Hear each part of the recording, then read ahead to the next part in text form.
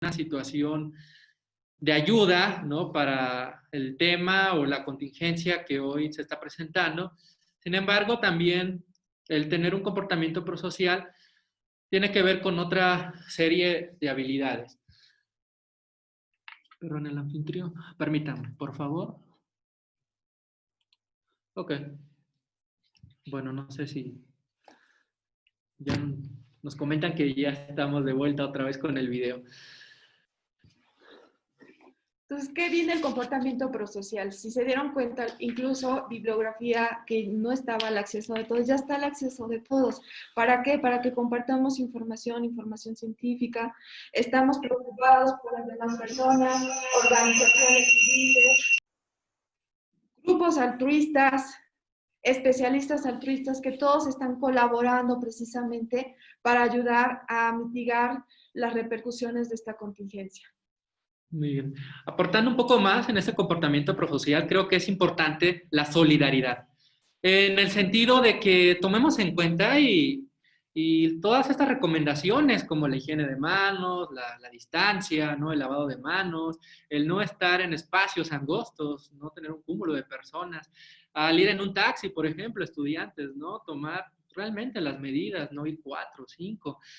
Tenemos que prevenir lo más que podamos los riesgos, ¿no? También esa es una situación de comportamiento prosocial, no solamente pensar en mí, sino pensar también en el compañero al lado, ¿no? Pensar en la familia, pensar en mis profesores, pensar en la comunidad en general. Entre mayor compromiso haya y mayor responsabilidad tengamos, es muy probable que podamos salir de esta contingencia con menos riesgo. Respecto a continuar esto, la propuesta que ustedes pueden hacer es, como estudiantes, como solidarios a nuestra población, que es la más golpeada, a los pobres, podemos buscar alimentos básicos para ayudarlos, hacer otra campaña, no sé, en nuestra comunidad, en nuestro pueblo, para ayudar a aquellas familiares de personas que han perdido familiares precisamente por la COVID-19, ayudar a disminuir precisamente esa desinformación, la creación de los chismes a través de WhatsApp, Facebook o a través de cualquier otra red social. Todo eso nos ayuda a tener un comportamiento prosocial. No se nos olvide esta parte que es fundamental, sobre todo para mejorar la calidad de nuestra sociedad mexicana y sobre todo a nivel de nuestra comunidad. Entonces, jóvenes, por favor, necesitamos de su colaboración. Por eso la necesidad de este tipo de videoconferencias para sensibilizarlos y hacerlos más empáticos. Entre más ayudemos, mejoraremos de una manera más rápida esta contingencia. Entonces, buscando en diversas redes sociales, con el contacto que hemos tenido con ustedes a través de la plataforma, a través de diversos pues, medios que hemos tenido en línea, hemos identificado preguntas que tienen ustedes precisamente o que han surgido secundario a esta cuarentena. Entre ellas vamos a recapitular estas 4 que nos fueron más relevantes y si ustedes tienen alguna más, pues más adelante las podemos resolver. Bueno, voy a empezar con la primera pregunta, una pregunta que hemos visto, ¿no? Como lo comenta la compañera en muchas situaciones. ¿Cómo puedo apoyar anímicamente a mi padre que se quedó sin trabajo? Como sabemos, pues esta situación ha hecho que muchas personas hayan perdido muchos empleos. Y precisamente es por la situación de que la mayoría o el nivel socioeconómico pues, es en un punto medio, ¿no? La mayoría vivimos del comercio. En ese sentido, claro que perder un trabajo va a generar una desestabilidad, ¿no? Un desequilibrio. Y esto va a generar, aparte de la angustia que ya tenemos por la pandemia, el no tener un sustento económico, el que llevar el pan de cada día a la casa, pues va a provocar mucho miedo y mucha angustia. Lo que se pide y las recomendaciones acá, como comentaba hace rato, es mirar y reflexionar en qué es más importante y qué es prioritario. Sabemos que la economía y llevar el sustento es importante, pero recordemos que lo más importante es la salud. Primero es la salud para que yo después pueda desarrollarme, trabajar, ¿no? O seguir con la vida cotidiana. Y bueno, la compañera también Hay que recordar que de nada sirve el qué hiciste o por qué te corrieron. No nos ayuda en nada, al contrario, nos ayuda a generar más emociones negativas. Aquí hay que hacer el acompañamiento, hay que ver la forma, si no tenemos trabajo, si nuestros padres no tienen trabajo, ver la forma de ahorrar, de economizar lo que tenemos para que obviamente las repercusiones económicas no sean tan severas. No podemos modificar lo que ya está, lo que estamos viviendo, el contexto en el cual nos encontramos actualmente, pero sí podemos mejorar mucho el estado emocional de los habitantes de la casa y sobre todo aquellas personas que han perdido su empleo. Otra cosa, hay que recordar que si cada uno de ustedes tiene un empleo es porque ustedes se lo ganaron. No se dejen manipular porque también no nos ayuda a generar emociones positivas. Manipular respecto a que si tú quieres mantener tu trabajo tienes que hacer tal cosa. El trabajo lo tienes, agradecemos la facilidad de la existencia de trabajo, de la economía que nos favorece, pero recordemos que fue algo que nos ganamos. También de esa parte vamos a estar de una manera más positiva y generar emociones que nos ayude a sobrellevar esta situación. Otra cosa muy relevante, el impacto que hemos tenido con ustedes los estudiantes, es desde que me estresé tanto que no quise terminar el semestre en la universidad. ¿Qué hago? Hemos visto que muchos jóvenes han abandonado sus estudios. Pudiéramos hacer que ante esta situación que no podemos manejar porque no sabemos qué va a pasar el día de mañana, ir disminuyendo nuestras materias tal vez si el tipo o el sistema en el cual ustedes se encuentran les ayuda, pues si yo llevaba 5 materias puedo reducirlas a 3 y esperarme a otro proceso similar. No hay que renunciar del todo, hay que hacer una introspección sobre lo que estoy sintiendo en este momento e ir mitigando aquellas emociones negativas. Bueno, es importante también entender que estas preguntas van en relación a cómo nosotros manejamos precisamente estas habilidades y estas emociones. Y como les comenté anteriormente, podríamos empezar desde lo más básico, reconociendo cómo me siento. Hoy en día necesitamos nosotros reconocer, saber, reflexionar, no solamente sobre los pensamientos, sino también sobre mis emociones. La salud mental, de verdad que es algo muy, muy importante y creo que es la base para tener una buena salud. La recomendación en esta pregunta de qué pasa si no terminé el semestre en la universidad, yo entiendo que hay situaciones que no estuvieron en sus manos, como la economía, como el cómo trasladarme, cómo pagar de nuevo mi mensualidad ¿no? en ese departamento. Todo esto genera desmotivación. ¿Cómo podemos buscar nosotros de nuevo pues este incentivo? Primero entender que la situación es ajena a nosotros. Seguir las recomendaciones sanitarias, ¿no? Yo entiendo que estamos tratando de trabajar a distancia con los recursos que nosotros tenemos y créanme que ustedes no son los únicos que están en un agotamiento emocional. También nosotros como profesores, nadie está exento del impacto que genera la enfermedad COVID. Sin embargo, la clave está en buscar esas estrategias de afrontamiento, ¿no? Vuelvo a repetir, búscate nuevos roles, haz actividades, toma en cuenta que ahorita estamos vulnerables y cuando estamos en vulnerabilidad es muy probable que podamos caer en una conducta de riesgo, ¿no? En una conducta patógena.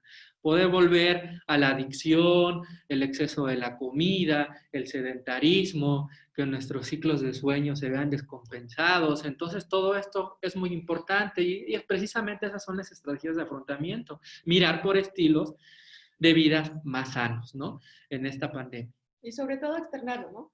Si me siento triste, si me siento frustrado, si siento que no puedo, lo tengo que expresar. Y la mejor solución es la que ustedes decidan después de este análisis. Nada tiene o nada depende, el mundo va a continuar, nosotros nos tenemos que adaptar. Eso es importante. Si ustedes están bien con ese tipo de decisiones, adelante. De todos modos, el tiempo continúa y ustedes pueden reiniciar lo que habían suspendido por este momento. Otra pregunta es, ¿puede este encierro confundir sentimientos o solo reflota lo que estaba latente? ¿Qué pasa con las exparejas? Esta es una situación muy extensa. Quienes llegamos a presentar más este tipo de situaciones son nosotros las mujeres. Estamos recordando constantemente el pasado. Creemos que con la soledad, el aislamiento que tenemos es porque realmente necesitamos a la otra persona. por algo lo dejé. Entonces hay que hacer un análisis. ¿Por qué lo dejé? ¿Qué es lo que no funcionó? ¿Fue lo más satisfactorio? Ahorita yo cómo me siento, me voy a ver con la necesidad de estar con ellos. No. Hay que hacer una introspección nuevamente, el mismo análisis de lo que yo siento, de lo que es mejor para mí en estos momentos, y lo ideal es esperarse, no tomar decisiones en un momento de confusión, porque más que ayudar puede repercutir precisamente en esas emociones negativas.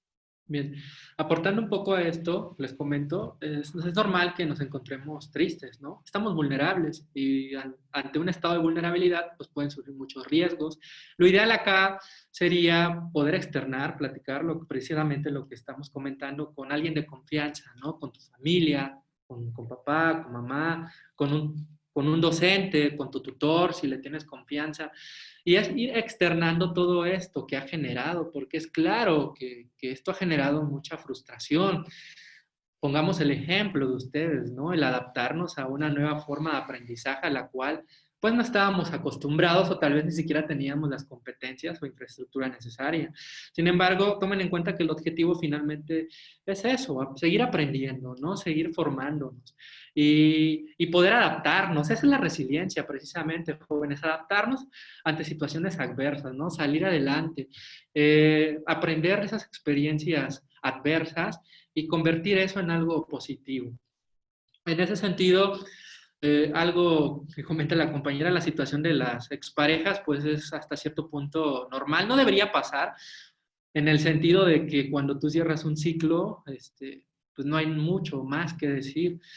Pero aquí volvemos otra vez a situaciones del pasado, ¿no? Problemas no resueltos y ante esta soledad del aislamiento, necesitamos ser escuchados, ¿no? Entonces yo sí les sugiero que tomen en cuenta una ayuda profesional. Hoy en día se ponen a su disposición.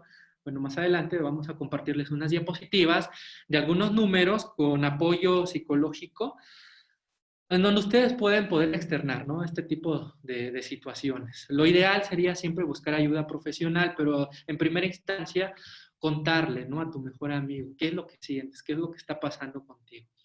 Y bueno, también hay otra pregunta común. Me he vuelto un poco exagerado con el tema de la limpieza, cómo controlar esto.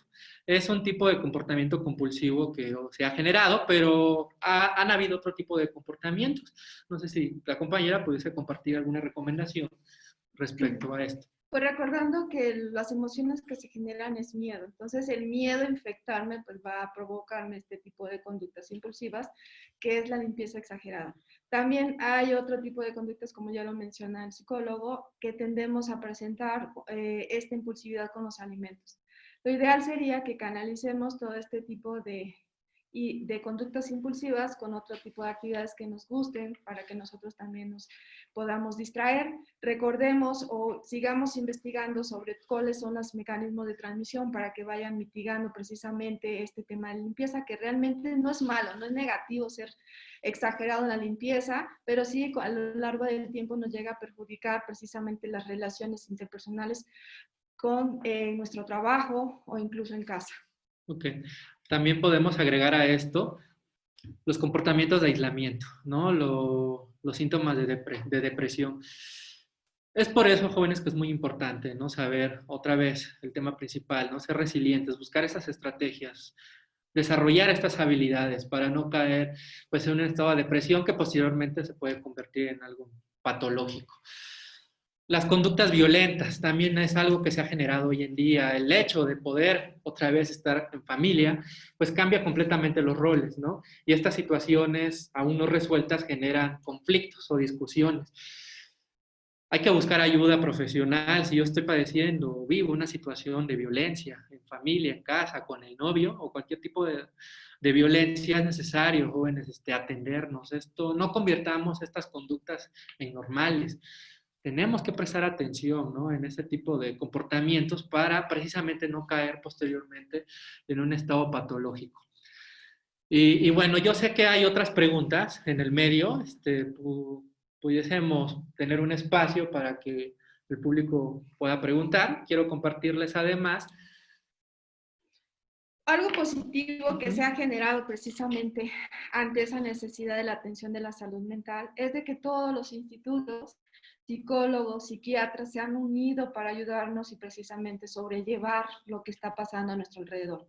Entre ellos está el Instituto Nacional de Psiquiatría Ramón de la Fuente Muñoz, que tiene muchas ponencias muy interesantes Muñiz, perdón, que nos ayuda sobre todo a manejar este tipo de emociones. También tenemos la participación de diversas universidades, entre ellas la Universidad Autónoma de México, la UNAM. También está el Instituto Nacional de Psiquiatría de Chihuahua, en el cual también yo les recomiendo mucho entrar a sus páginas para que puedan escuchar todas las ponencias, y diversas entidades. Entonces, hay facilidad y hay acceso sobre todo a este tipo de medios para el cual ustedes pueden entrar a través de redes sociales, a través de vía telefónica, WhatsApp, para que ustedes también puedan recibir este tipo de ayuda. Es gratuito el servicio que nos proporcionan, entonces no tenemos pretexto para acudir a ellos. Claro. También tenemos el apoyo, hablando, bueno, aquí en el estado de Oaxaca, del Colegio Estatal de Psicólogos de Oaxaca. También abre una iniciativa hace un par de semanas, el cual precisamente es dar apoyo psicológico temprano. Aquí van a encontrar, espero y puedan alcanzar a ver algunos números de teléfono de algunos colegas. Aprovecho también para saludarlos por ahí, algunos maestros y colegas que reconozco por ahí. Aprovechar para poder externar precisamente estas emociones, ¿no? Acuérdense que si nosotros no externamos, reprimimos estas emociones, pues estas a futuro pueden causar riesgos, ¿no? Precisamente impactos, ¿no? Psicológicos que puedan repercutir en mi desarrollo personal y profesional. Entonces le ponemos a su disposición, pues, estos números para que ustedes puedan, en algún momento, en una situación de pánico, miedo, crisis, angustia, ansiedad, entre otras cosas, pues poder externar, ¿no? Y tener a un profesional con metodología, ¿no? Que realmente pueda orientar. Algo muy bello que del doctor Yamin Marlin, un psiquiatra, en una de sus ponencias expresó, es esta bella frase: es normal sentirse mal en situaciones anormales. Es normal que yo me sienta triste, es normal que me genere miedo las noticias, es normal que me genere pánico el saber que guarde disminuir la tasa de contagios y de mortalidad esté en ascenso. Es normal empezar a recordar mucho el pasado. Entonces, esta es una parte fundamental. Tengo que hacer una introspección de lo que estoy sintiendo para ir precisamente afrontando estas situaciones y tener una mejor resiliencia.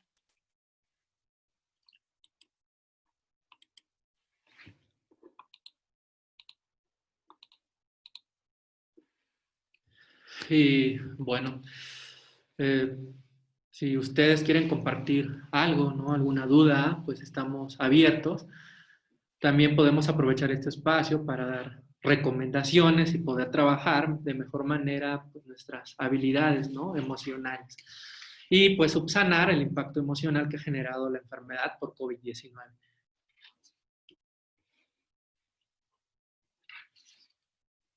Okay.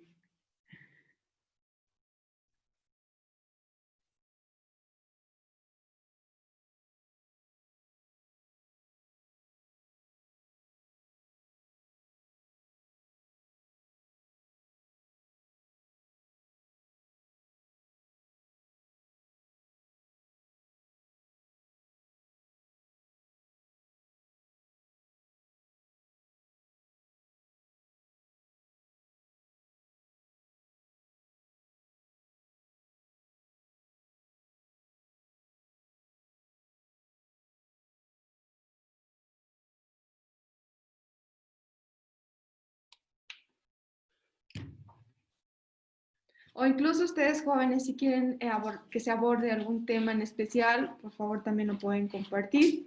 Necesitamos platicar, es un momento especial, es un momento que todo el mundo está generando sentimientos tanto positivos como negativos. Tenemos que desahogarnos, tenemos que buscar información y tenemos que recibir también ayuda. Que me parece que hay algo en el chat del maestro Antonio.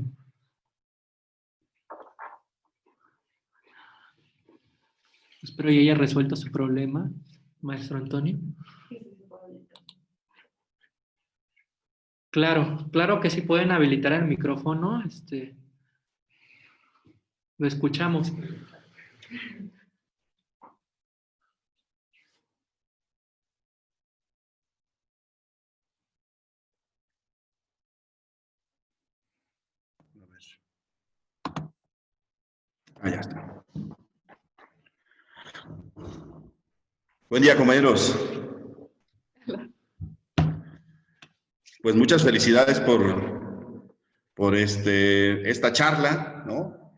Sumamente interesante, con una carga de recomendaciones importantes. Pues como es una charla académica, compañeros, yo quiero plantear unas preguntas, pues para comenzar con este diálogo académico que hace falta en muchos lugares. Este es el primer comentario, pregunta. En términos de, en la emergencia en la que estamos, en la emergencia sanitaria que estamos, regularmente se tratan de tomar decisiones en los distintos ámbitos de la vida de las personas, a veces apresuradamente, porque parece que este tiempo es para tomar decisiones rápidas sin reflexionar y no se toman las pausas necesarias, ¿no? Entonces, un poco esta charla tiene que ver con estas reflexiones que se tendrían que estar haciendo, pero mi pregunta va hacia lo siguiente. Al principio de la charla señalaron emociones básicas, tristeza, en fin, una serie de emociones básicas. Mi pregunta es, ¿no estamos generando una visión monocultural en este momento, en esta emergencia, una visión de las problemáticas emocionales y psicológicas? Quiero decir con esto que la mayor parte de las respuestas en términos de salud, incluyendo las psicológicas, han sido pensadas para ciudades, para sociedades urbanas, no para sociedades rurales, no para pueblos indígenas. Entonces, en el momento en que lanzamos recomendaciones, incluso las recomendaciones que nos daban, médicas, así, en términos de salud, lávate las manos. Hay municipios que no tienen acceso al agua con suficiencia. Es decir, no estamos pensando también desde el ámbito de la psicología, desde el ámbito de estas recomendaciones sobre las emociones monoculturalmente, y tenemos que pasar a pensar en términos pluriculturales también estas cuestiones. Es mi pregunta, ¿no? La primera pregunta. La segunda pregunta tiene que ver con el concepto de resiliencia, compañeros. A mí sí me gustaría que platicaran un poco más de esto, porque lo que estuve oyendo de la charla es que lo ponían como sinónimo simplemente de adaptación. Y yo creo que señalar que la resiliencia es simplemente adaptación es como dejar corta la vista de ese concepto. Sí es adaptación, pero es algo más, compañeros, ¿no? Porque uno se puede adaptar a patrones de conducta violentos, y eso no sería resiliencia, compañeros. Pero por eso decía, quisiera que me platicaran un poco más cómo en estos momentos el concepto de resiliencia se vuelve importante, pero no hacerlo sinónimo simplemente de adaptación. Entonces, y mi última pregunta, ya para no molestarlos, No está molestando, mi compañero. última pregunta, ya se me olvidó. No, es que Ok, aquí... ¿qué le parece si hacemos una pausa Esas y dos empezamos a preguntas, compañeros. responder? Empezamos con la primera Es, pregunta porque de hecho creo que es algo muy importante, ¿no? Y tiene precisamente mucha razón. No pensar de manera multicultural. Y bueno, las recomendaciones, entiendo que a veces en esas situaciones o en las zonas rurales no se cuenta tal vez ¿no? Como comenté, incluso con situaciones básicas de sanidad, pero sí podríamos dar recomendaciones que a nivel individual nos puedan favorecer precisamente para llegar a una mejoría. Entonces, para poder reconocer tus emociones, hace falta nada más saber qué es lo que yo estoy sintiendo, ¿no? Saber reconocer incluso entre una emoción o un sentimiento. ¿Por qué me siento enojado? ¿Por qué tengo miedo? Una vez que reconozcamos de dónde viene, ¿no? Pues esta emoción o este sentimiento de miedo, yo puedo tomar una mejor decisión y probablemente mi comportamiento de, de aislamiento o angustia se pueda ver disminuido, ¿no? Porque puedo llegar precisamente a la calma. En el concepto de resiliencia, por otro lado, bueno, aquí espero la compañera ahorita podamos aportar y platicar más sobre esto. La resiliencia pues viene precisamente de un concepto de la física, que es volver al estado original. Las ciencias sociales pues retomaron este término para una situación más humana, que es precisamente volver a la normalidad, pero la resiliencia desde un punto psicológico tiene que ver con la capacidad, ojo, porque muchas veces nos confundimos, no es mi carácter, no son rasgos de personalidad, tiene que ver con la capacidad que yo tengo para resolver, ¿no? Situaciones causadas por experiencias adversas, ¿no? De ahí precisamente retomamos nosotros el concepto de resiliencia.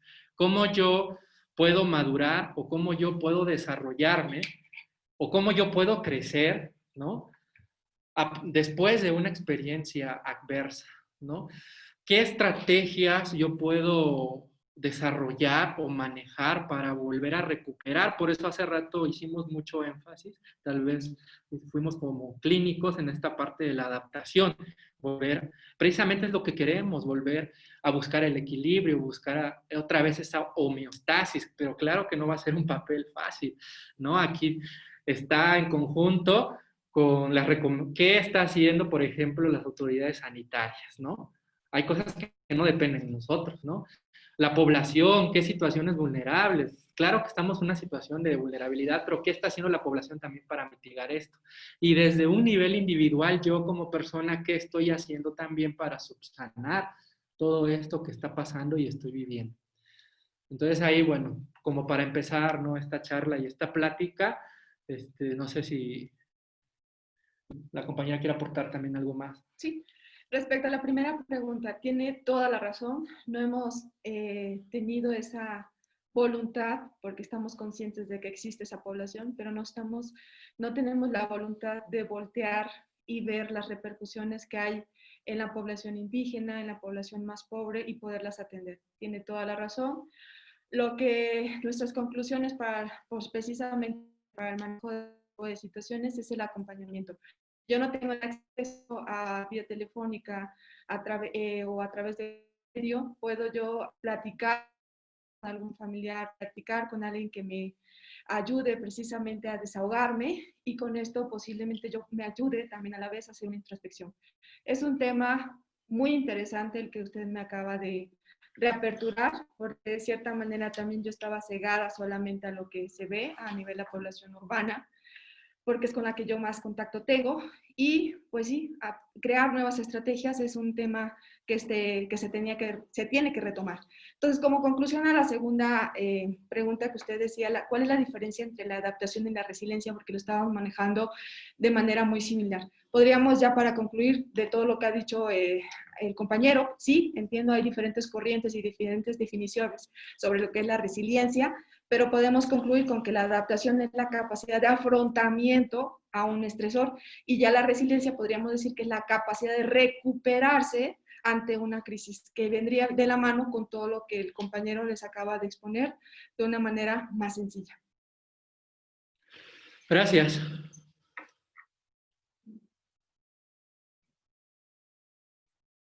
Esperemos que hayamos concluido sus dudas.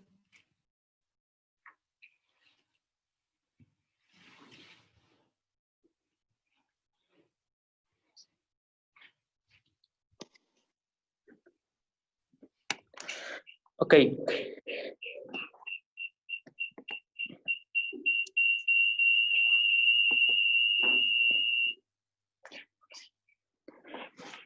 Pues esa fue la sesión que los maestros adscritos a la licenciatura en enfermería hicieron esta gran labor de compartir una ponencia de suma importancia. Espero les haya servido a los invitados conectados por este medio. Salcatongo igual se pone a disposición de la población estudiantil si necesitan alguna asesoría al respecto desde el salud. Estamos en toda la disposición de apoyarles. Esta fue la sesión, agradecemos su asistencia y que tengan buena tarde.